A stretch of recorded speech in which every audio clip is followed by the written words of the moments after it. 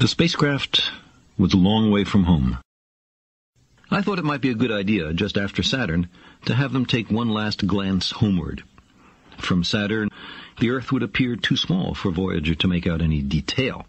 Our planet would be just a point of light, a lonely pixel, hardly distinguishable from the many other points of light Voyager would see, nearby planets, far-off suns. But precisely because of the obscurity of our world thus revealed, such a picture might be worth having. It had been well understood by the scientists and philosophers of classical antiquity that the Earth was a mere point in a vast, encompassing cosmos. But no one had ever seen it as such. Here was our first chance, and perhaps also our last, for decades to come. So, here they are, a mosaic of squares laid down on top of the planets, and a background smattering of more distant stars. Because of the reflection of sunlight off the spacecraft, the Earth seems to be sitting in a beam of light, as if there was some special significance to this small world. But it's just an accident of geometry and optics. There is no sign of humans in this picture. Not our reworking of the Earth's surface, not our machines, not ourselves. From this vantage point, our obsession with nationalism is nowhere in evidence. We are too small. On the scale of worlds, humans are inconsequential, a thin film of life on an obscure and solitary lump of rock and metal. Consider again that dot. That's here. That's home. That's us. On it, everyone you love, everyone you know, everyone you ever heard of, every human being who ever was, lived out their lives. The aggregate of our joy and suffering. Thousands of confident religions, ideologies, and economic doctrines. Every hunter and forager, every hero and coward, every creator and destroyer of civilization.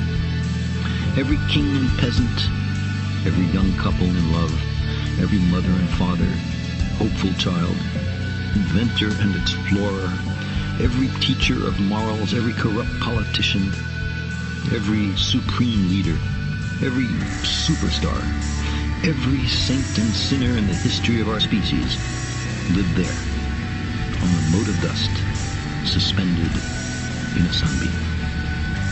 The Earth is a very small stage in a vast cosmic arena.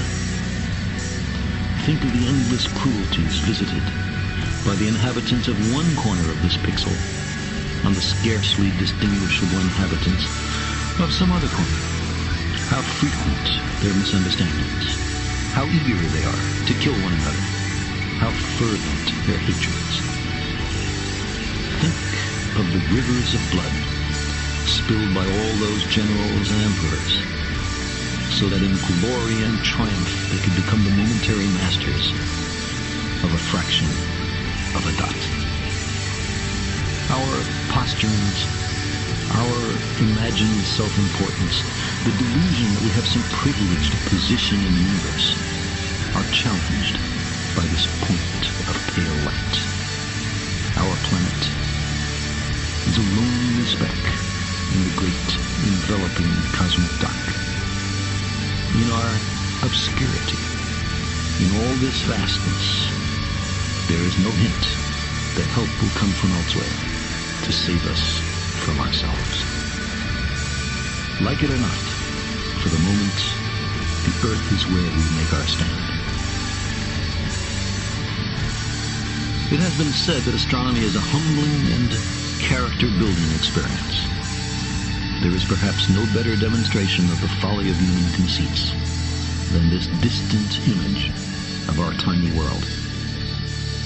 It underscores our responsibility to deal more kindly with one another and to preserve and cherish the only home we've ever known.